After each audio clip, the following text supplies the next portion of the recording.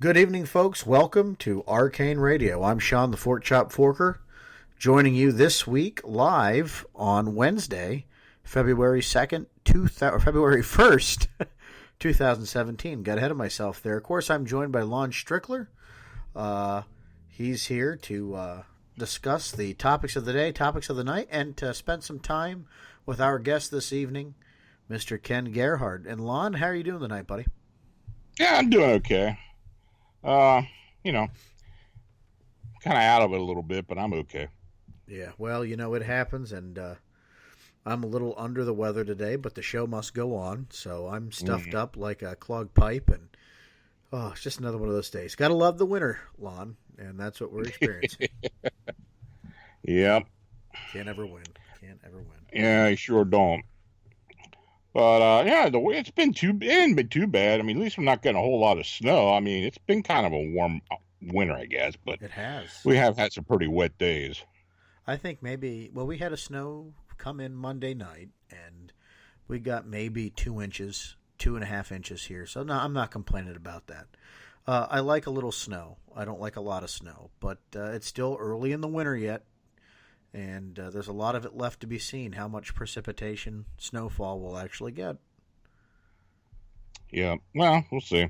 We don't normally get a lot of snow until maybe February and early March anyway. Valentine's Day, President's Day, first week of March. Yeah, that's when we get it. So, I'm not looking forward to it. I hate it. Sorry, a little glass of water there. I'm going to keep the old pipes moist tonight. And we have a good show going on tonight. Not a real busy weekend for me. We did have a Bigfoot report come in that I really can't talk too much about. Oh, really? Yeah, I got my guys Les Sinkovich and Matt Arner on it out there in northeastern Pennsylvania. And as more information comes about that, we'll, of course, update everybody here. But that's about it for me. I know some interesting things have come your way. And, of course, just, our regular news. But before we start talking about you, Lon, I know you did have a chance to watch Beware the Slender Man. Thoughts? I was disappointed. This is a show that was presented on HBO. And, I don't know, it concentrated more on the situation with the two girls and the stabbing of their friend. No, that was in Wisconsin. Wisconsin, that's right. Waukesha or whatever. I forget what his name was. Okay. Whatever in the hell you were trying to say. I've got it right. I've got it right here. Actually, it's just for everybody's knowledge, I threw Lon off guard about this. We weren't planning on talking about it. Yeah, Waukesha County. County. It's all right. Yeah. He got it. Well, anyway, it was it kind of concentrated more on that and mental illness, and kind of really did nothing as far as talking about the supernatural and possibility of the supernatural with the Slender Man. They didn't. They didn't really give it any credence as far as that concerned. It was basically just, imagination of a child or the imagination of a mentally ill child, and I don't know. I can understand them kind of steering away from that, but it didn't really make it interesting to me. The fact that these girls did what they did and how they did it, and it's a good story. It was a tragic story, but then again, those people that are paranormal enthusiasts and want to know a little more about the Slender Man phenomenon, they would have been disappointed in it. Quite sure. The Slender Man phenomena, of course, started off as an internet object, and then has somehow found a way to metamorphosize into something tangible, whether it's a tulpa or whatever we believe it to be, Lon. It started off as an internet creation, right? Yeah, it was so to speak. Basically But meme on creepypasta. Yeah. I'm sure it has some roots with some real paranormal phenomena going back to folklore of different cultures or even of people of different times. It's nothing new, but it is, if that makes any sense. Like, I'm sure if we were to go back and trace the root of this internet sensation, we would go back and find something in someone's folklore about something similar.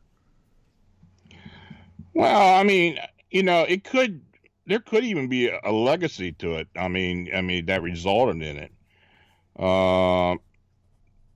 You look at the Slender Man. This is a tall guy with no face, but he's kind of creepy looking, and he wears a black suit. Well, it can be linked basically to the MIB if you want to get into that.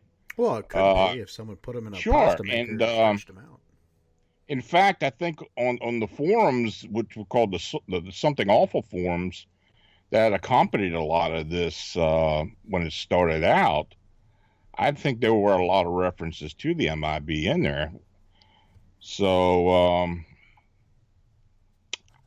I don't know. I mean, this guy who started with this Marble Hornets project that actually started with the video clips, I don't think, he was pretending that the Slender Man was stalking him. I'm quite sure he had no idea it would get to the point it did. But unfortunately, when you get people that can be influenced by such things like this, younger minds, for the most part, and the possibility that there may have been a tulpa.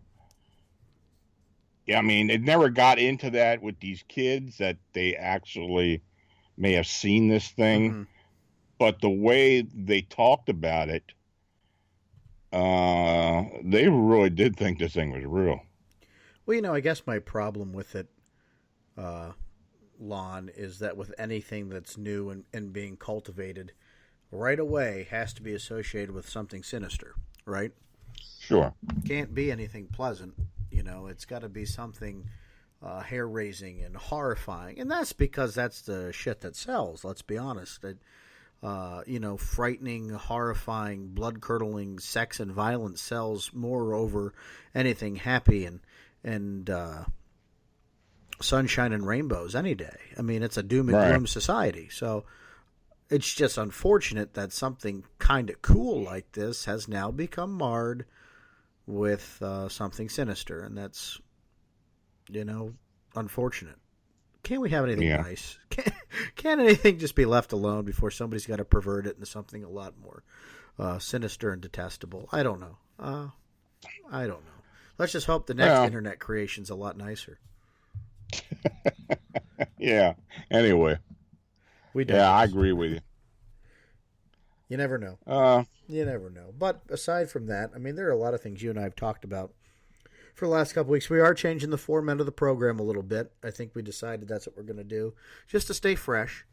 Lon and I like to let the air out of the closet every once in a while and get some new life into the room. So we're going to be probably shortening the show just a little bit, we talked about,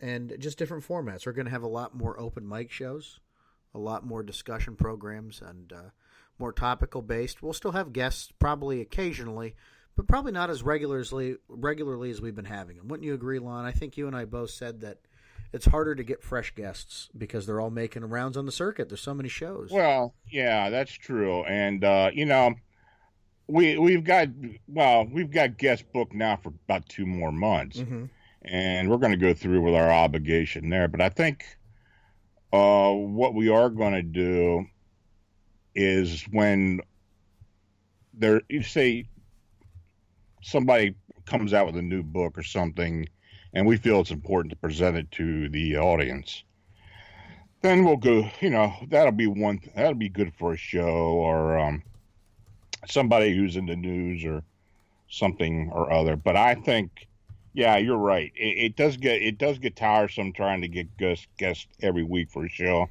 And not only that, I got a lot of reaction from our last show us doing an open mic show and talking about things that we're involved in and other news, and that seemed to be quite popular.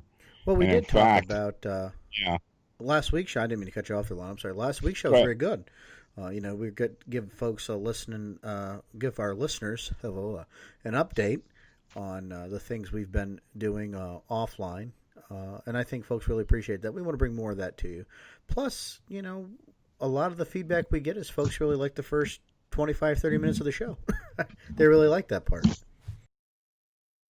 Wow, Forker solo. So this is unusual, folks. So bear with me. We hope Lon gets taken care of there. But other things we were talking about before we came on the show tonight, of course, Lon had made some predictions for 2017, as Lon tends to have a little bit of moments of clairvoyancy. And though he doesn't put a lot of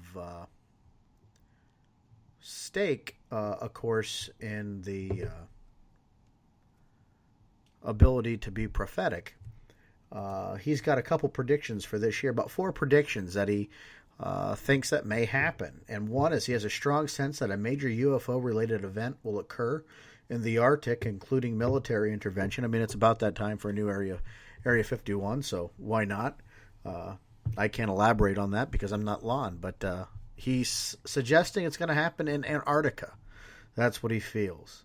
A perceived social upheaval or natural disaster in several areas during 2017, the Baja Peninsula, South Africa, France, Dominican Republic, and of course anybody paying attention to the media in the United States, of course, is seeing some social upheaval here, and who knows what kind of goodness will come from all that. A major bridge disaster in the United States, of course, as we come up on the 50th anniversary of the Silver River Bridge collapse. I hope something like that doesn't happen again, but you never know. And there will be an upsurge of angel encounters throughout the world. Spiritualism increases in popularity. And this is one I find interesting, but I think when you look at at least from the folks I talk to, I think you see a spike in atheism and, folks that are more agnostic than anything. So I think a little spiritualism for everybody's good. It's always good to have something to believe in. I've always been a fan of, I don't care what you believe in as long as you believe in something higher than yourself. That's always been a good philosophy of mine. Of course, myself, I'm a pretty not religious but spiritual person. But I think it's important that we're cognizant of these things. Folks that see angels oftentimes are perceived as crazy, nuts, because sometimes, well, let's be honest, they have some really unique and strange claims. And when these things these encounters happen, folks usually aren't in the best, don't always make the best case for themselves. They tend to go off on some crazy tangents about things that have happened and things that they're seeing. But angelic encounters, as we know from past guests and listening to others, really, perhaps they really do happen, and they are getting heavenly visitors that look over them, watch out for them, or bring them special messages. I think a little spiritualism will be good for everybody involved, especially with all the tumultuous times that we're living in, of course, here in the States, and with all the upheaval going on everywhere else in the world. And we're not a political talk show, but I know that regardless of how anybody feels about certain bands or whatnot, I think we have to keep in mind that we're all people. We all have a responsibility to love one another and to help one another and to be compassionate to one another. And though we may not always agree from time to time on many things, and I know there's a lot more that divides us than brings it together, we're still human. And we all have a social responsibility to one another to help lift each other up and to dust each other up off the ground when times get tough, and just to be there and be compassionate, especially in some of these areas of the world, man, where there's no help, and it's heartbreaking to see. So maybe we'll see some of Lon's predictions come to light with the spiritualism increase. And hell, it costs nothing to be a good person and help each other out a little bit. You back there with me, Lon? Going through here. Oh, today, if you folks didn't realize, Beyond Boggy Creek came out. It's available on Kindle and on Amazon.com. We had Lyle Blackburn on 2 weeks ago, getting ready to talk about this new book. Countless reports from credible individuals suggest that something shocking may be stalking the woods of the southern United States. Something massive, bipedal, and covered in hair. Tales of these southern Sasquatch creatures, such as the one made famous by the 1972 horror movie The Legend of Boggy Creek, date back to the very origins of Deep South history and are reported even today. While Boggy Creek may be the most famous case, the infamous waterway is only the tip of a much broader mystery, one that spills into the surrounding states and beyond. From Arkansas and Oklahoma down to Texas, over to Florida, and all the southern states in between, chilling accounts and compelling evidence indicate that a breed of these mysterious man-like creatures have been successfully hiding in the shadowy foothills, piney woods, and murky swamplands of these areas. Join author Lyle Blackburn as he traverses woods and waterways, delves into dusty archives, and interviews a host of credible witnesses in search of one of the South's most enduring mysteries, the Southern Sasquatch. And that book became available today. So go to Amazon or wherever you get books. It is now available. LyleBlackburn.com for more information. Fantastic. I know we are looking forward to it. We'll be getting our copies here very soon. And tomorrow, speaking of Lyle Blackburn, or at midnight tonight, whenever you're listening to this program, Small Town Monsters on Facebook will be kickstarting their next project, The Mothman of Point Pleasant. And folks, I encourage you to go and contribute to be part of these great films. I've kickstarted each and every one of them so far, and I'm a big believer in what Seth Breedlove and his group do over at Small Town Monsters, and they make a fantastic product. Their videos have been top-notch. Boggy Creek was beautiful. I can't say good enough things about it, and I'm really looking forward to seeing what they're going to do with the Mothman of Point Pleasant. And that starts tonight at midnight, which is, for folks that might be listening to the archive, February 2nd, 2017. And, of course, if you're listening to this much farther after that, well, it's the thought that counts. Welcome back, Lon. Yeah, oh, boy. I think I got to stop bleeding for now, but I don't know what happened. I couldn't see it. I called my son to come down, and I said, well, how far did it bust open? He said, it's only open a little bit, but it bled like hell. I mean, it looked like stuck pig, so. Oh, my God. Anyway, yeah. So I got something on it. Hopefully it'll stop bleeding. But, yeah, I mean, let's go ahead and I can talk about something we got this week. Yeah, let's have it. Yeah, we had an upright canine sighting in Huntington County, Pennsylvania, which is right in around the area where we've been getting a good majority of these sightings. This was actually near the Raystown Lake, which is a man-made lake. It's got a huge dam. It's a big lake. This particular beast was seen in the Raystown branch in the Juniata River downstream from the dam. And I'll just go ahead and read what I got here. He's told me, he said, my information is secondhand because it came from my father, who's deceased. I was in my teens when I first heard it, which was around 18 years ago. In 1984, our family lived in a house that was located on River Road along the Raystown branch of the Juniata River near Huntington, Pennsylvania.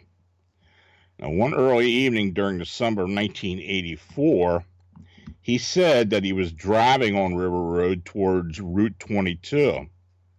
The river was on his right side, and it was still light outside. He noticed movement along the near bank, thinking that there may have been a fisherman. He slowed the car to get a better look. Then the creature stood on two legs. It was not a fisherman, but what he called a walking wolf. The creature looked at my father for a second, then quickly walked into the river. He believes it either walked or swam to the far bank, but he saw it pull itself out of the water and run into the woods on two legs. Now, he described it as at least 6 foot high, with sparse brown and gray hair on the body, the legs and arms that looked like those of a well-developed human man. It had hands with claws and large, long feet. The head was that of a wolf with a heavy mane of hair. It bared its teeth, which resembled those of a dog or wolf. He said it didn't look like the movie Wolfman, that it looked more like an actual wolf. He later found a photo from an old film that he said looked similar to the creature's head and face, without the clothes, of course. I still have it, so I scanned it for you to see, and I got it on the website. A few other family members have heard the story. My uncle, my father's brother, believes that it was true. He said that there had been several weird animals seen along the lake and downriver since the dam was constructed in 1973. I've only heard about Raystown Ray, the lake monster, which I believe is an exaggeration. But then again, who am I to question anyone's story? My father was a truthful person and never told lies or make-believe. I know that you have gotten other walking wolf reports, and I read a few on your website. I looked at the map also. It seems that the creatures are real, and my father really did see it. And he wanted to know if I had contact, and he wanted to talk to me about it, and I did get a hold of him. And, you know, I talked to him. Well, we had a couple of emails, and I talked to him on the phone. And, of course, he seemed pretty honest about it and feels his father actually did witness something unusual. I had details after I talked to him. And, you know, as far as upright canine sightings in that area, I don't think there had been any recorded accounts around the lake. I may be wrong, but I don't remember reading any. And there have been a few Bigfoot encounters reported in the past. And, you know, I don't, even though that was 32 years ago, you know, we really do want to get older reports so we can, you know, keep a record of these sightings and, you know, get an idea of what's been going on and, you know, get a good, you know, good read where these populations are. Well, we're seeing singles, but where there may be populations of these creatures. Yeah, I'm interested because these reports, Lon, they say, again, very man-like body, but the head of a wolf. Not wolf-like features, not man-like face, wolf-like heads. So this is something very different than a werewolf or whatever, or you know, a shape-shifting man into a wolf. I think these are something very biological, but that's me. But definitely the reports are more and more consistent with what we're seeing. Yeah, I mean, there hasn't been a whole lot of difference in the reports.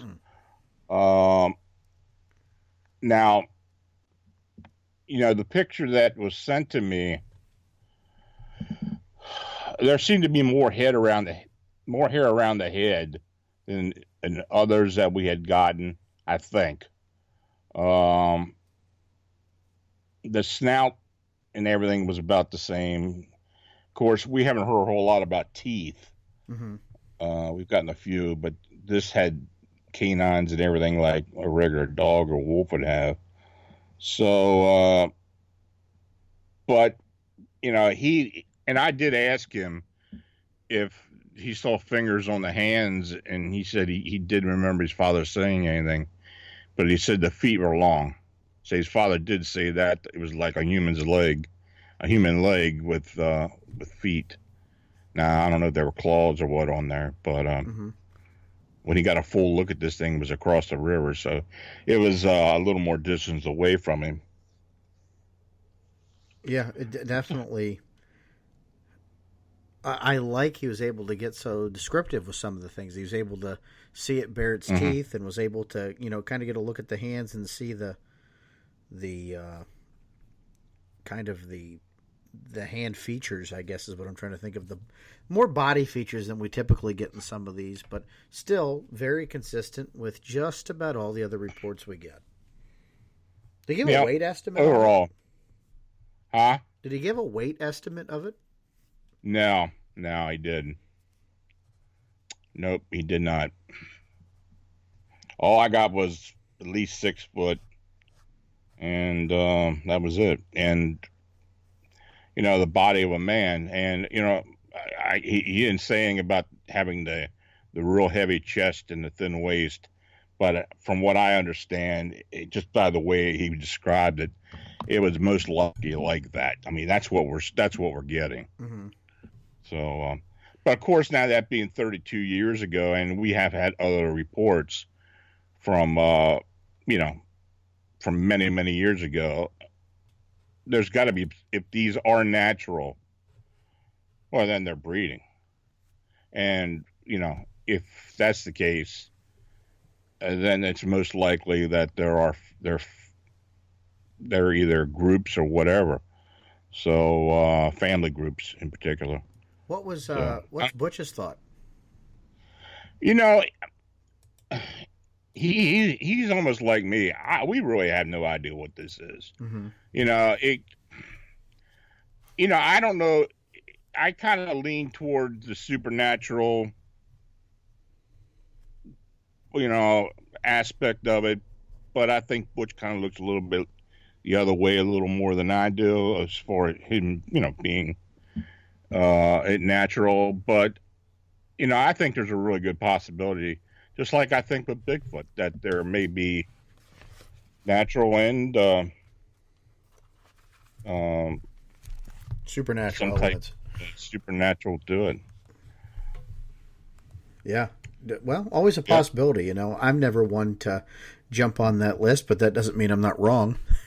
You know me. I'll be happy enough to admit I'm wrong if the circumstances warrant it. So I guess about time we bring on Ken. Yeah, definitely. Well, folks, this week we welcome our friend and colleague, cryptozoologist, author Ken Gerhard to Arcane Radio.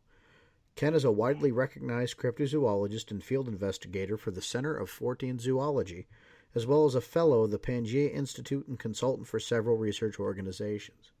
He has traveled the world searching for evidence of mysterious animals and legendary beasts, including Bigfoot, the Loch Ness Monster, the Chupacabra, the enigmatic winged creatures, and werewolves. In addition to co-hosting the History Channel TV series Missing in Alaska, Ken has appeared in 3 episodes of the television series Monster Quest and is featured in the History Channel special The Real Wolfman, as well as several other television series. His credits include appearances on numerous news broadcasts and radio programs. Ken is an author and has contributed to trade publications including Fate magazine. His most recent title is A Menagerie of Mysterious Beasts. He currently lectures and exhibits at various conferences and events across the United States. An avid adventurer, he has camped along the Amazon, explored the Galapagos, hiked the Australian outback, and has visited many ancient mysterious sites. And in a few moments, we're going to have Ken back on the program. So stay tuned, folks. We'll be right back. All right, folks, that was quick. We're back. Long didn't need the traditional 4 packs of cigarettes in between commercials. So no, I'm kidding. Lon and I aren't. That's not Lon and I. But anyhow, we're back, and we're glad to have Ken joining us tonight. Ken, we read your bio before we came on air, so the listeners are acquainted. Thanks for joining us. It's been a little while. Not too long, but we're always glad to have you on the program. Well, guys, it's always an honor and a pleasure to be on here on Arcane Radio, and I really appreciate you extending an invitation. I'm looking forward to this evening's discussion. Always our pleasure. Well, before we brought you on with us, we talked about just another Dogman report that Lon got here in Pennsylvania, and there doesn't seem to be a shortage or a slowing down of these Dogman reports coming in. Ken, have you been getting a lot more sighting reports yourself? Honestly, I don't get a lot of Dogman reports. Maybe I haven't raised my profile enough in that particular area. Although I did help to organize the Dogman Symposium last year, so I'm definitely fascinated by the topic. I just like everyone else, I'm amazed by the increase, the proliferation of sightings and accounts, and Lon's done a great job of chronicling those. And of course, my friend Linda Godfrey, a good friend and colleague who kind of spearheaded that whole thing. But I don't get too many reports of dogmen, at least down here in Texas. And I don't know if that's maybe I'm not really visible in terms of investigating that particular topic. But I can tell you that the reports that I do get are international. So I've been corresponding, for example, with a gentleman, a researcher in Brazil named Carlos Enrique Marquez, who sends me a lot of, down there, of course, they call it El Lobizon, which means wolfman in Spanish. Also been talking to a researcher down in Australia who funnels reports to me from time to time. So what about that? It's becoming kind of an international, no longer just an American phenomenon. It seems to be kind of reaching across the globe, if you will. Yeah, it's a little unusual. Usually it's the other way around. We get sightings of giant ape-like creatures from Asia and migrate to the United States, North America, and this seems to be kind of the reverse in this case. Yeah, that is interesting, and I think just again the expansion, not only worldwide of reports, but just the frequency and the number that are researchers like Lon and Linda are receiving, and others are receiving and investigating it. That to me is the fascinating part or aspect of that particular phenomenon. Is it a case where we did have a number of dogman encounters prior to, say, a few years ago or whenever things started blowing up, and maybe we just didn't hear about those because people were reticent to come forward, didn't know who to talk to, didn't know where to go, or where to share their encounters, or is it, like many researchers have inferred, is it something where this is kind of a thought form phenomenon where people are basically constructing this creature and breathing life into it, if you will, in our modern paradigm, is it becomes something that we've constructed and it's now kind of taking over, so to speak. Well, that's a line of thought to get into right there. Lon, what say ye? Well, it is kind of interesting that those reports are more prevalent than what they used to be. I don't know if they're being seen in higher numbers or people are just less reserved about making reports. But the fact is, we are getting more reports, and there are, in particular, us in Pennsylvania, and Linda, of course, has always had up in the upper Midwest with her, but still we're getting more reports, and now, Ken, you say we're getting it from, and I have heard of reports down in Brazil and Argentina as well, but it seems like it's something that the Western Hemisphere is starting to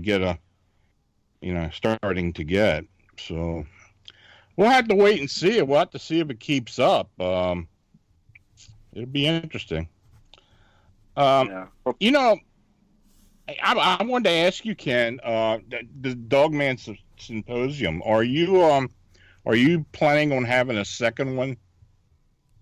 I've had many inquiries. We were very proud of the success we had in the first year. We had about 150 people in attendance, which I thought was pretty good for a first year event, and many people drove, fair distance to get there. We held it in Defiance, Ohio, which of course is famous for a Dogman type story.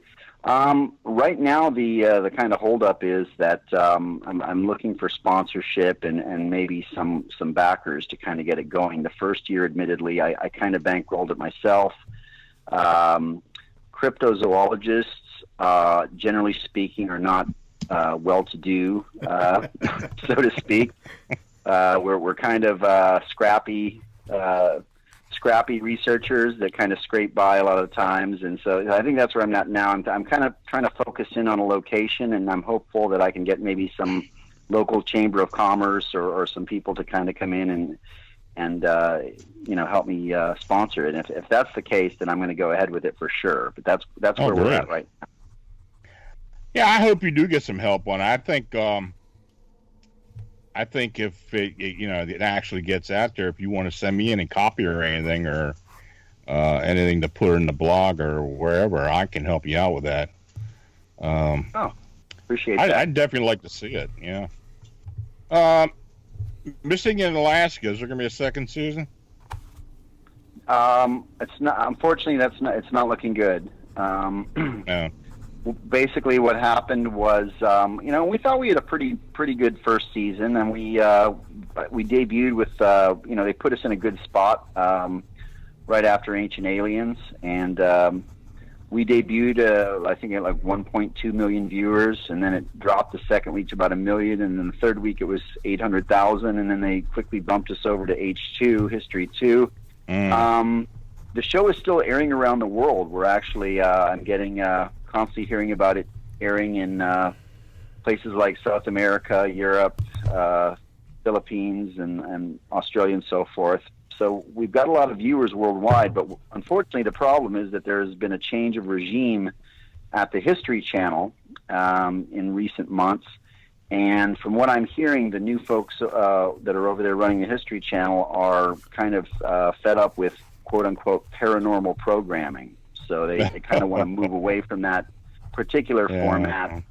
They're going to go with what works for them, which is kind of the the blue-collar mountain men, logger kind of guys. Now, they do have that Curse of Oak Island show, which I think has been pretty successful, and that seems to be one that they've embraced. But sadly, we are on hiatus, and it's just not looking good, I'm afraid.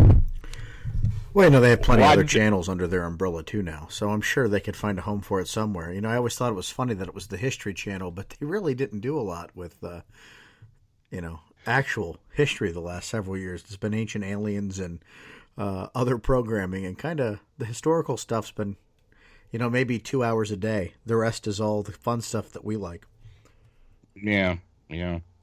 Go ahead, Lon. Yeah, and in fact, that Curse of Oak Island is an excellent show. It's very interesting, with all the caveats involved with that. So, yeah, it's good. Well, if you can't get on History Channel, maybe you can find the producers can find another outlet somewhere. Let's hope. I liked it. Well, thanks. I appreciate it. Had a lot of fun making it, of course. Alaska was always kind of on my bucket list, and so much there to explore, of course, and so much potential when you consider it's, an area of about 600,000 square miles of, essentially untapped wilderness. I mean, so, right. That's where discoveries are made. But, we'll see. I appreciate the vote of confidence. Like I said, I also appreciate everyone who's watched, who's been supportive of it. I do get a lot of fan mail and people that are into the show. So, and it's nice to see it getting a second life around the world and being broadcast on History Channel outlets around the world. That's pretty cool. Have you watched every episode yourself? Of the show? Yeah. Yeah, of course. Well, some people don't like that. I hate listening to anything we ever do. Like, I don't go back and listen to it. But well, I don't watch it. I don't watch it repeatedly. I think I caught each episode once, maybe twice. And honestly, guys, there's one episode where I broke my ankle. Oh, wow. And Right. I fractured my ankle, and they kept filming, and I was in a lot of agony and writhing and screaming, and so that particular episode is hard for me to watch for obvious reasons. Don't want to relive that particular situation. But well, I was going to ask if you had a favorite episode, so I know which one's not your favorite. Yeah, that's a good question, actually. And actually, when we were filming certain episodes, we were kind of talking. The cast and crew were talking amongst ourselves, and we would get a feeling like, oh, I don't think this episode's gonna, it's not that dynamic. I don't think this one's gonna be very good. And surprisingly, some of the ones that we had singled out as potential failures turned out to be some of my favorites. So one in particular is the episode where they talk about the quote-unquote ice gnomes, which in reality it was basically kind of like Alaska's version of the little people. And there are a number of native names for them up there, but they're called the Jinxiox, the Ishtikak, the Inchtigak. There's many different pronunciations, but the descriptions sound like basically Ivan Sanderson's proto-pygmies, little hairy dwarf-like creatures, little foot-type creatures that are standing about 3 feet tall. That particular episode turned out pretty good. And also one relating to something called the Amarok, or demon wolf, which is basically like described as like a cross or hybrid between a bear and a wolf, or a giant rogue wolf. And also, I guess the third one might be be a tie between the Thunderbirds, which of course is a subject near and dear to my heart, and also the quote unquote snow monkeys. So they sound silly when you say them, unless you explore the material. But there are reports of something called the Katani or Chiketchen, I can barely say that, which are basically described as tailed primates that live in certain areas in the Alaska wilderness and are very aggressive towards humans and live in caves and subterranean type settings. Those were all kind of fun. Now, why would that be? Why would people find that weird, Ken? That there would be like a snow monkey. Why would that doesn't seem like it would be out of the realm of possibility. Well, even myself, admittedly myself, when they first came to me with this concept, well, we're going to do this thing. There's this legend of these snow monkeys or tailed ones, and I was already scoffing at it at that point, saying, I've never heard of this. I don't think we're going to find anything here. I don't see any, potential for this particular episode. But then I went down. I spent a lot of time when I was there on my off days at the Anchorage Library, and they have an amazing archival section in the basement of different folklores, books and literature that are relating to all the different Athabascan and Yupik folklore and different things. And so, lo and behold, there were all these stories and tales of these Katani, these tailed ones. And so I thought, holy crap, there's some, a basis here. And then furthermore, I began to look at, the viability of a primate, a monkey-like primate living in that type of habitat. And then, when I began to investigate and research the snow macaques, or the Japanese macaques, which are basically monkeys that are very well adapted to cold, snowy, frigid conditions. So I thought, wow, this is cool. There are actually monkeys that live in these types of conditions, and there's a pretty good foundation of mythology and folklore to back it up. Mm. Over the years, you've written a great deal about winged anomalies, including flying humanoids. Now, in your opinion, which of these type of creatures is the most compelling and most likely to exist? Well, I would say definitely the Thunderbirds, for a number of reasons, and I'm sure your listeners are more educated than most when it comes to these different types of creatures and cryptids and so forth. But Thunderbird, of course, is a reference to a widespread Native American belief. You find in different cultures, ranging from the Alaska and the Pacific Northwest across the southwestern deserts, the Great Plains, New England, everywhere. All of these Native American tribes had these stories of these massive birds that were often described as super eagles, raptor type of birds. And the name Thunderbird is a reference to the belief that these giant birds create thunder with the beating of their wings. So you have this great foundation of mythology, and again, widespread, very similar descriptions. And the other thing is that you have a fair number of modern reports. Of course, many people have heard of the Lawndale incident in Illinois back in July of '77, when Marlon Lowe was snatched up by one of two giant birds in front of several witnesses. And you have spates of Thunderbird reports here in my home state of Texas, in Illinois, Pennsylvania, and so forth. But I think the clincher for me is the fact that we did We know from our fossil history that there were, in fact, enormous birds that very much fit the descriptions of these thunderbirds. There were these giant birds that lived up until about 11 or 12,000 years ago, until the end of the Pleistocene epoch. And these birds were known as teratorns. We don't know a whole lot about them, although we found many of their fossils in places like the La Brea tar pits in California. But one species in South America had a wingspan of about 24 feet across. It was known as Argentavis. And here in North America, there was a species known as Aeolornis, which had a wingspan of about 17 or 18 feet across. And these birds were potentially related to modern vultures and cranes. They had a hooked beak, and they were essentially carrion. They may have eaten carrion. They may have been predators. They may have spent a lot of time on the ground because they were so massive. But so here you have those three lines of evidence kind of matching up in terms of the Native American folklore, the modern accounts and descriptions, which are very consistent, and then a potential candidate that actually did exist. So I think the Thunderbird, we have to face the fact that we are, like many cryptids, we're completely devoid of physical evidence. No one has found a giant feather or egg or nest or giant pile of droppings or anything that would kind of seal the deal.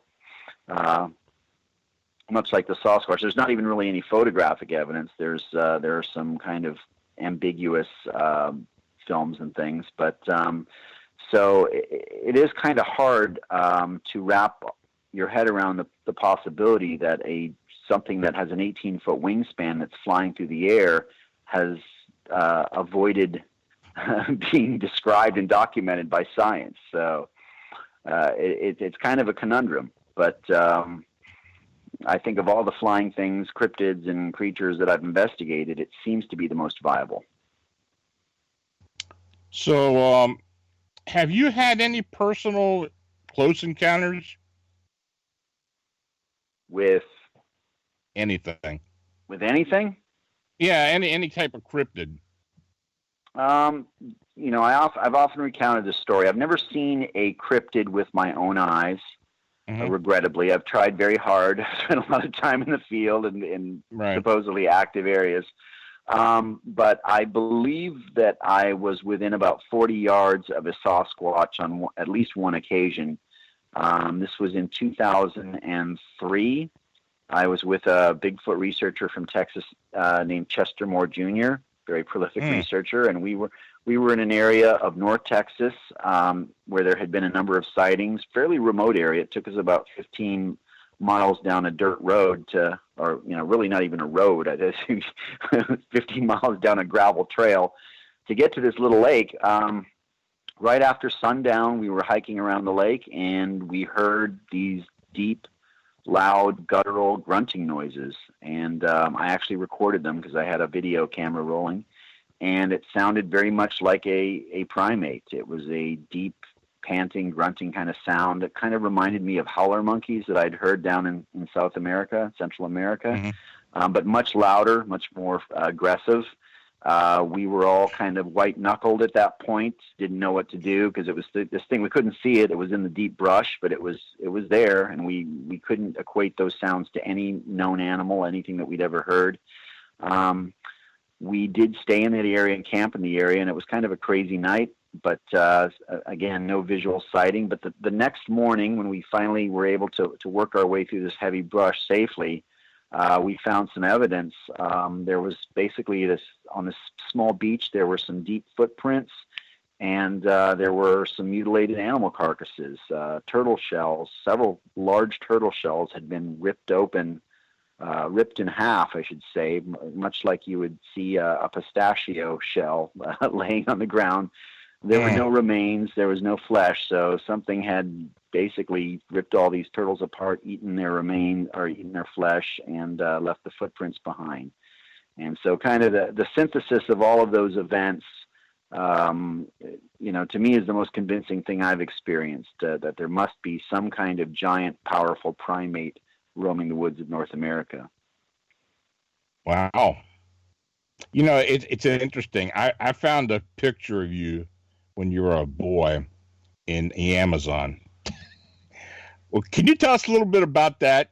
Were you on an expedition or something? It was kind of a camping trip, believe it or not. Oh, really? Yeah, I was very fortunate growing up. My mother was a travel agent, and she was very adventurous and loved to travel all over the world. And she knew of my interest in exploration and investigation and legends and so forth. So she took me to some pretty amazing places. But cool. I think I was probably 8 or 9 years old, and my mother and my sister and we traveled to South America. First, we went to Machu Picchu, and subsequently, we also went to the Galapagos Islands. But for that particular leg of the trip, we camped along the Amazon River, actually the Manaus River, which is a tributary of the Amazon in northeastern Peru. And we camped in a very primitive camp. And we actually got to spend some time with some different native peoples. There was the Yagua tribe, which is, I think, the tribe that we took that picture with, as well as the Jibaro, which were allegedly were headhunters and cannibals until modern times. But they were very nice to us. But well, yeah, you were toting that shotgun, so I don't think there was going to be a problem with you. Yeah, I didn't. That was actually handed. Our guide kind of handed that over to me for the photograph, so I don't think I was authorized.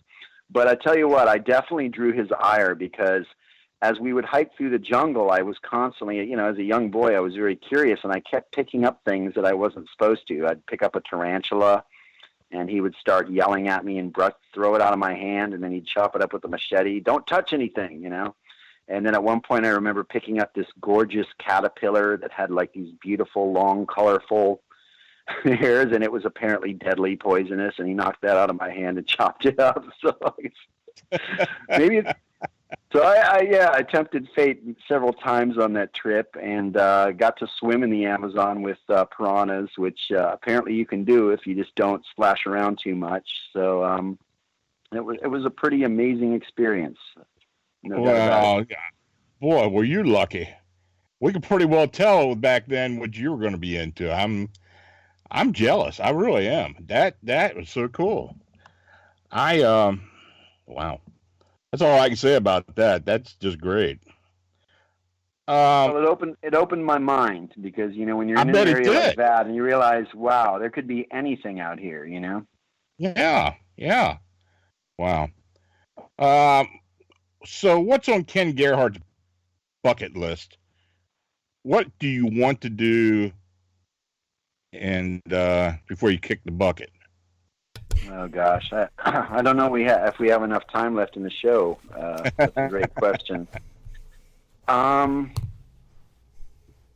so much. Well, right now, things that I find very exciting are, of course, the investigation into the thylacine or Tasmanian tiger, as it's often called. I have colleagues and friends that have been down there doing research on the island of Tasmania, are very convinced that the thylacine, which of course is a large carnivorous marsupial, looks very wolf-like, but it's actually more closely related to Tasmanian devils and kangaroos and things.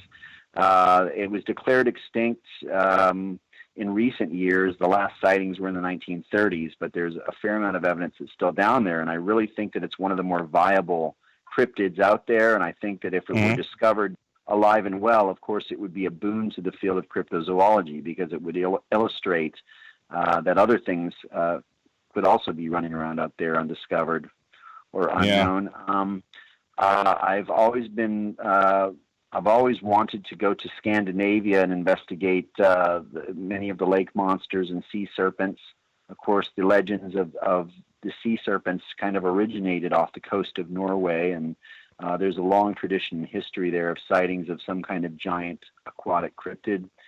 And I've also, I'm very interested in, I guess, the Yeti and similar man beasts from Asia. You have the Mongolian almas or almasty. In China, there's something known as the yeren. Vietnam has the Nguyen Roi. And so there are these kind of Bigfoot type creatures throughout Asia. And what's interesting in many cases is that we seem to be dealing with a different, I don't know if you'd call it a subspecies or maybe something entirely different. But of course, in the case of the almasty, people have described them as being more Neanderthal-like. Certainly very, very hirsute and hairy and man-like, but in some respects, wearing garments, very crude garments or furs, loincloths, using crude tools, and even bartering and trading with the locals. Sounds so like how fun. exciting would that be? Nice, Chief. Touche. Well, that's interesting because you wrote about the possibility if Bigfoot's a giant form of Homo erectus in the Woodnox book. Mm-hmm.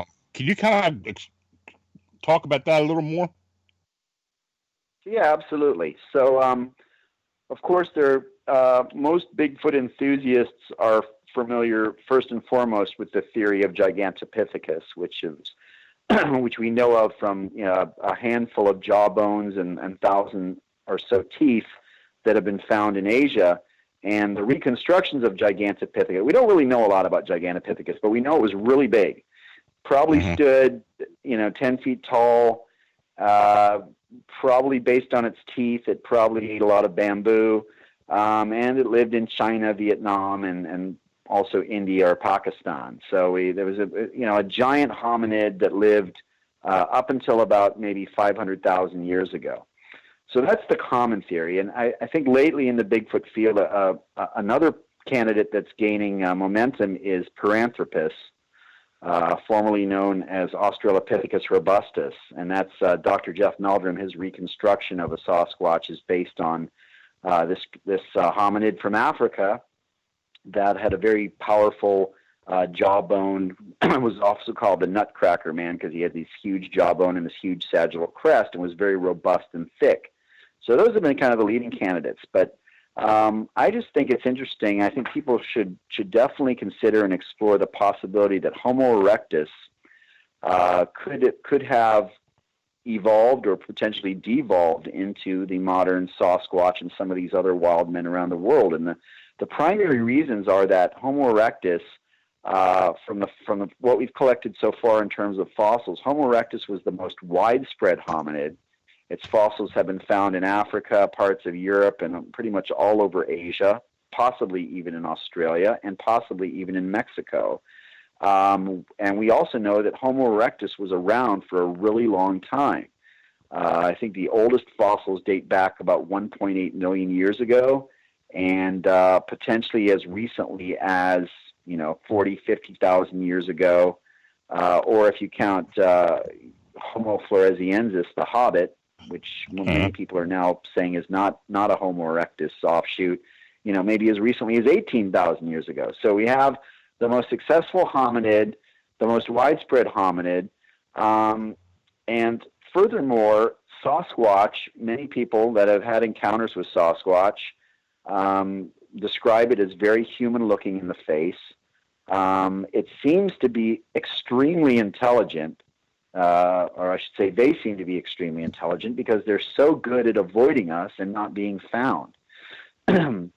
Now, the arguments against Homo erectus are that Homo erectus, at least later versions of Homo erectus, appeared to be manipulating fire and also tools, very crude tools. And, of course, no real strong evidence of Sasquatch using either fire or tools has surfaced. But in the book, in the Woodnox book, I explain this by stating that, the use of fire would be a disadvantage for Homo erectus with the emergence of us, Homo sapiens, because it would be much easier to track them down and kill them, wouldn't it, if they were setting out fires in the woods all the time? Sure would. Yeah. And also the other thing is that imagine if certain relict populations of Homo erectus had retreated deep into the wilderness, they may have actually regressed culturally in a way to adapt to their surroundings, which is, of course, more of a wilderness type environment. And the last thing to consider is that there is evidence that all of the animals, all of the mammals, I should say, during the Ice Age went through a period of gigantism. And we need to look no further than the woolly mammoth, the giant cave bears, the dire wolf, giant beavers. There are many giant sloths. There are many examples of animals that are still around today, sort of, in relation, I should say, that were much larger and also much hairier during the Ice Age because the climate of the world, the temperatures dropped. You had the glacial glaciation and so forth. So why not Homo erectus? Why didn't Homo erectus perhaps have an offshoot that became very large and robust? Bergman's rule states that animals with a larger body mass are going to fare much better in a cold environment and obviously grow longer body hair. So, it's just pure speculation on my part, but, just something that I want, just kind of wanted to throw into the hat because, Homo erectus, in my mind at least, is kind of a compelling candidate to explain our modern relict hominid reports. I just took like a half page of notes here, listening. Like, kind of blew my mind. Like, I've not thought about that. Kind of a regression or a de-evolution. I think we're always fascinated by the next step and what could happen with an evolution, but why not think about that's amazing stuff. It's good. It's good theory. I mean, when I read it, and I wanted to talk to you about it. I mean, it sounds to me. I mean, your theory, and yeah, I mean that. I suspect it's possible. Huh. Anything is possible, and unfortunately, at this stage, until we have physical evidence, it is all speculation. But that sometimes that's the funnest part.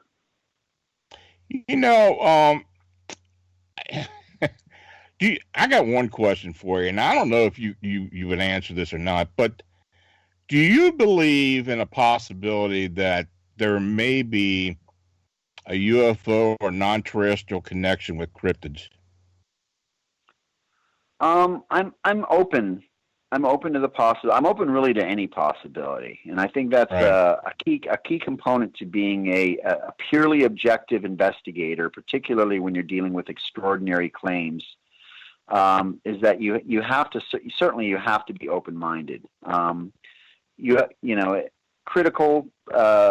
Critically thinking, skeptical, but also open-minded, because we've been proven wrong so many times before. I mean, how many times do scientists have to basically go back and rewrite different theories and so forth as new discoveries are being made? You were asking me earlier about if I'd ever seen a cryptid. I did see. I'm laughing because this is one of those things that might be, get me into trouble with certain researchers that are always giving me a hard time anyways about my stance. But I did actually have a UFO sighting one time. And I'm not saying it was extraterrestrial because I don't know that. I just know that there was something flying through the sky that I couldn't identify. And the story behind this, there's actually a Bigfoot connection here, because the sighting took place at a place called Charles Mill Lake, just outside of Mansfield, Ohio. Oh yeah, and, familiar with that. And I was there investigating Bigfoot reports years ago. Something known as Big Head. That's kind of the local name for this Bigfoot creature that's been seen around Charles Mill Lake. And another researcher and I were out at the lake, camped out one night, and we were out there with all our cameras and night vision goggles and different things.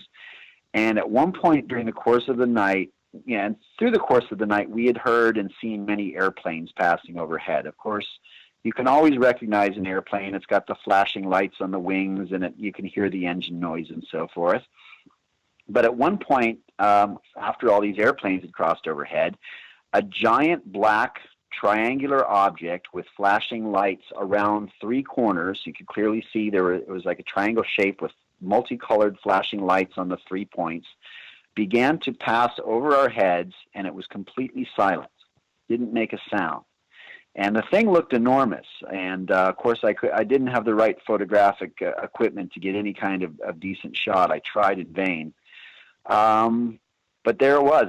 For all I know, it could have very well been some kind of experimental military craft. I found out later that there are Air Force bases in that area. I also found out later that there's a very famous UFO encounter that happened over Mansfield, Ohio, where a helicopter pilot claims he was caught in the tractor beam of a UFO. And I'd never heard that story before.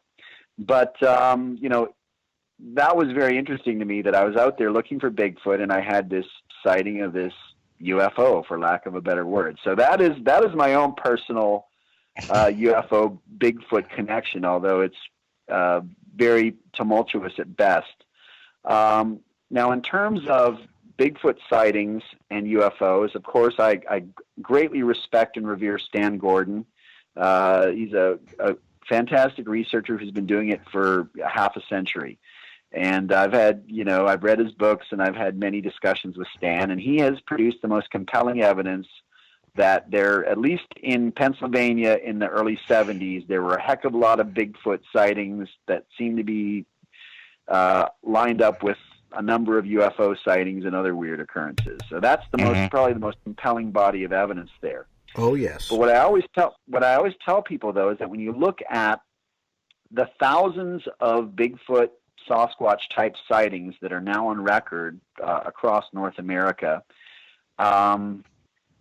the percentage of them that seems to link them in any which way with any type of paranormal or UFO type activity is probably less than 1%. I don't even know if it's that much. The vast majority of sightings of Bigfoot or Sasquatch are people are driving on a remote mountain road and something big and hairy runs across the road. Or someone's out camping and they see something peeking at them from behind a tree.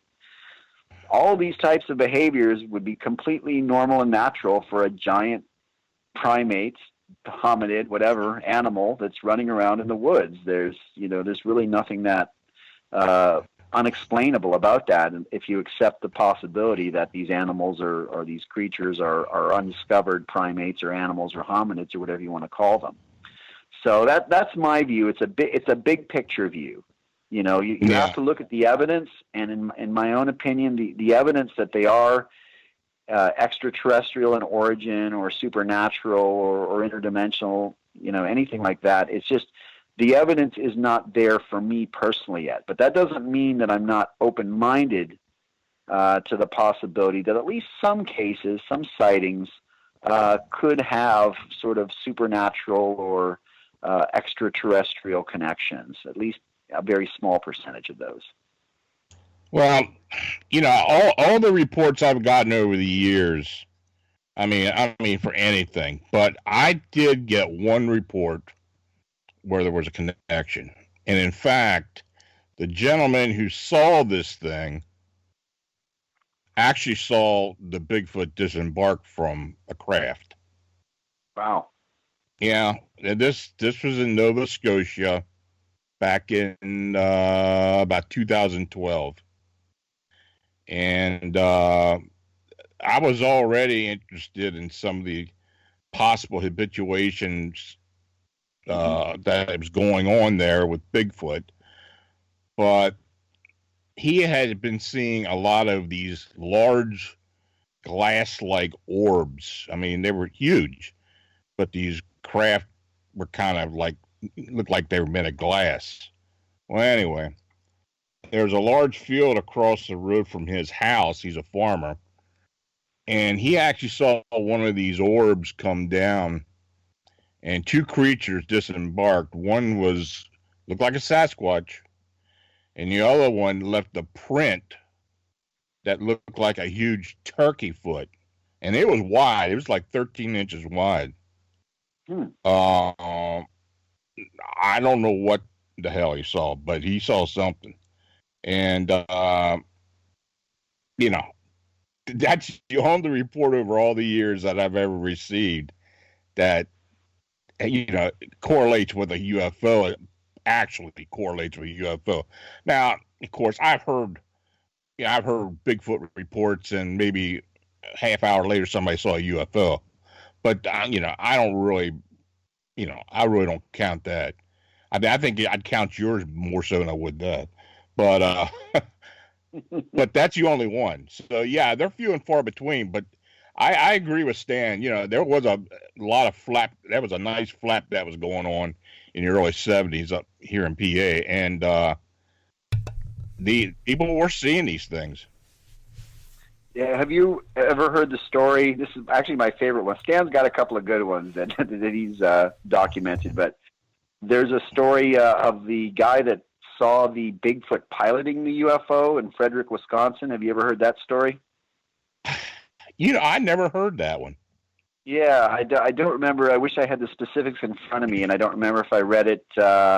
One of those Fortean books from the 70s or 80s, but essentially the story is that a guy in Frederick, Wisconsin was driving up a highway, or maybe an isolated road, because I guess he was alone, and there was a flying disc hovering right above the road, and as he pulled up, and of course he was in shock, the craft tilted enough to where he could see through the window, and he said that basically there was a Sasquatch sitting behind the controls and piloting this flying disc. So that to me is one of the most fun stories. I don't know how much. But I'm familiar with that one. That would be, look that one up, because that would definitely be the clincher, right? I mean, it's one thing to say, okay, they're coming out of a flying saucer, they're saying, but it's flying, it's actually piloting the flying saucer. Okay, now we have a fairly strong connection there. Well, we have Stan coming on in a couple weeks.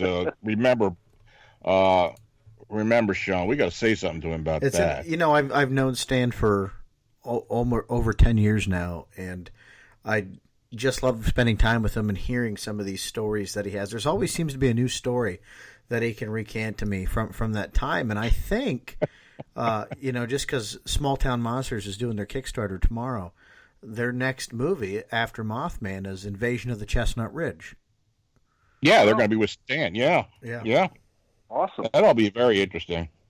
Yeah. Yep. Of course, I'm a Pennsylvania boy, so all this stuff is stories I grew up around hearing and sparked my interest in this strange, crazy, wacky state we live in. That never seems we've all heard, all of us that live here and that camped and did stuff around the state, hunt and fish, we've all run into something weird. I mean, I don't care who we are. Somebody's seen or experienced something. It's just the way this state is.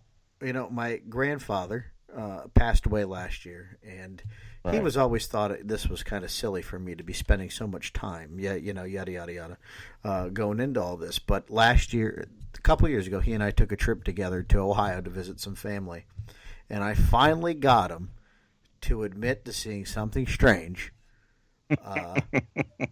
After 30 years of being on this planet together, I finally got him to admit to seeing something he couldn't explain. He was out fishing, and he was getting ready to call tonight and pack his stuff up, and he was heading back to his truck, and he saw something run across the trail in front of him in his lantern light. And he never really paid it much thought, but the more he listened to me over the years, the more he wondered himself, did he run into something strange? He never admitted it, but I got him to admit that much. Well, that's something. Yeah. More than I ever thought I'd get out of him. He's an outdoorsman his whole life, so I don't know. There's always that. Strange PA. Ken, I know I'm quite sure you're aware of psychic attacks or backlash. And, I've had negative experience in spirit entity investigations myself. But have you ever encountered anything similar to this in any type of crypto investigation, or have you heard of other cryptozoologists experiencing this phenomenon? Yeah, that's a good question. I was reluctant when I began writing the book about the flying humanoids and Mothman. Mm-hmm. Of course, I was familiar with Lauren Coleman's Mothman curse death list, and some investigators who claimed that they had been harassed by men in black, including, of course, John Keel and others. And My friend John and colleague John Downs wrote a book called The Owl Man, and he had a lot of psychic backlash when he was writing that book. So I was kind of reluctant because I didn't know what would happen. But knock on wood, no. And the only thing that really happened was about a week before I was headed up to Point Pleasant for the first time. This was back in 2009 to do some research and to also appear on a television show called Weird or What. I was basically visiting a friend at her workplace, and she works in a warehouse, and she lived, the little office spaces within a large warehouse, and they have a thick door with a little, fairly small pane of glass. Mm-hmm. And as I was walking up to her office, the glass shattered and blew out. And, is that right? And there was no logical reason for that. There was nothing moved. There was no sound or, sonic boom or construction or anything. It just kind of shattered. And actually, there was enough glass that was left in the pane that actually looked like two giant eyes staring at me. And I jokingly, I was actually very well composed when that happened, and I joked to her, well, it's just the Mothman. I'm going to visit him here in about a week. And she was pretty freaked out and asked me to leave. So, so I don't know. I don't know if the glass shattering had to do with my Mothman trip or not, but I certainly wasn't harmed or anything like that. So maybe I guess I've been very fortunate, or if psychic backlash exists, I've been very fortunate. Or perhaps it's one of those mind over matter things. Yeah. Perhaps some people they're more susceptible to it. Perhaps allow it to happen. Well, you mentioned Lauren Coleman and Jonathan Downs, and I know both of those gentlemen have experienced and have probably paid a price for what they do. And in my case, I may have as well. I mean, for all that I had done and, all the problems that I've had. I never even thought about it, but I know about Jonathan Downs and the Owl Man and all the strange things that happened, why he was doing that. Yeah, I never thought of that before, but that's interesting. Yeah, I think you're right. The power of suggestion, the power of the mind, and also subject matter in general. I mean, aside from the Mothman Flying Humanoid book, I've for the most part, I've really concentrated on pretty traditional cryptid type investigations, things like Thunderbirds, lake monsters, Bigfoot, and haven't really dabbled too much in, more of the spectral kind of supernatural type creatures. I mean, I think in some cases, it's all about what you what cans you tend to open, this can of worms, that can of worms, and so forth. So, well, I became more familiar with you with the when you were involved with the flying witches, flying humanoids down there in Mexico years ago, and that was such a strange, the flying witch or whatever that was. And that was one of the weirdest things I think I've ever read or seen, where that policeman had the encounter and all that. You investigated that situation. Can you kind of go over that real quickly? What happened there? Yeah, that's a pretty fascinating case, and something that got a lot of publicity in Mexico. Yeah. It was a story that was disseminated across major news channels and so forth. So I went down to Mexico in 2008 or 2009. I did an episode of Monster Quest, and they asked me to go down to Mexico to investigate flying humanoid types of beings that had been reported there. And we were based out of Monterrey, Mexico. And there was this police officer named Leonardo Samaniego, and I think it was about 2004, I believe. Leonardo was patrolling a neighborhood in southern Monterey, and apparently he was driving down this road at night, and he saw this thing kind of descend from the air, seemingly come out of a tree or from the air, and it kind of descended in front of his patrol car. And at first he thought it was maybe like a large garbage bag or something that was kind of blowing in the wind. But as he looked ahead, he saw this thing basically began to take form, and it, to him, looked like what he described as a witch. It was a hideous-looking old woman with dark brown, wrinkly skin and giant black lidless eyes. And she was wearing kind of a flowing black hood, or a cape rather, and she had a hood, a pointy hood. And she was actually hovering. She was on the ground, and then she began to hover just off the ground.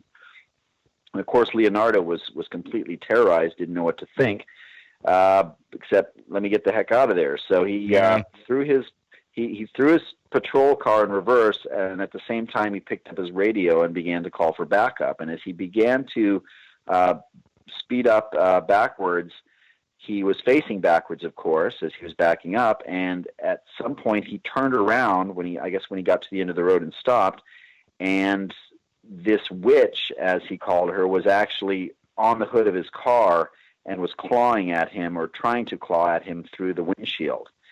And this was too much for poor Leonardo to deal with, and he blacked out and lost consciousness at that point. And several minutes later, there were other responding officers at the scene and an ambulance. They revived Leonardo. He was in shock, visibly in shock, and was interviewed by the local, there was a local media team there as well on the spot. And so he was taken to the hospital and examined, and they tested him for drugs, of course, and alcohol, and found him to be completely sober and of sound mind. And this particular story made headlines throughout Mexico, and bruja is the Spanish word for witch. And once this report surfaced, there were other rumors that surfaced in and around Monterey that other police officers had also seen this witch, flying witch, and that in fact there were videos, low-res videos of a witch-like figure flying over the city of Monterey. So pretty weird case. Yeah. Now we interviewed Leonardo for the episode of Monster Quest. He was still employed by the police department there, and this was 5 years later.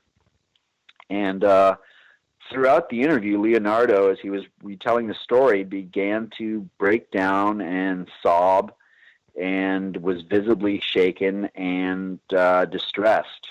And, we're talking about someone that patrols the rough neighborhoods of Monterey, Mexico. This is a pretty tough, burly guy. And this incident was definitely had a profound effect on him. He said that he still has nightmares about it. He still can see this witch in his dreams, and that she visits him, and the eyes that stared right through his soul. And so, pretty creepy and terrifying story. But of all the dozens and maybe hundreds of witnesses that I've interviewed through the years that have claimed to have seen something unexplainable, Leonardo's testimony was probably the most compelling that I've ever heard, because of the emotional state that he was in when he was telling us this story. Yeah, I believe that. Because I remember seeing the video and I think it was the video you of interviewing him, and you said it was Monster Quest, right? And I had seen some other interviews with him as well, and he was very credible. So that was one of the early stories I dealt with when I started the blog. And it's always stuck with me because I just thought it was incredible.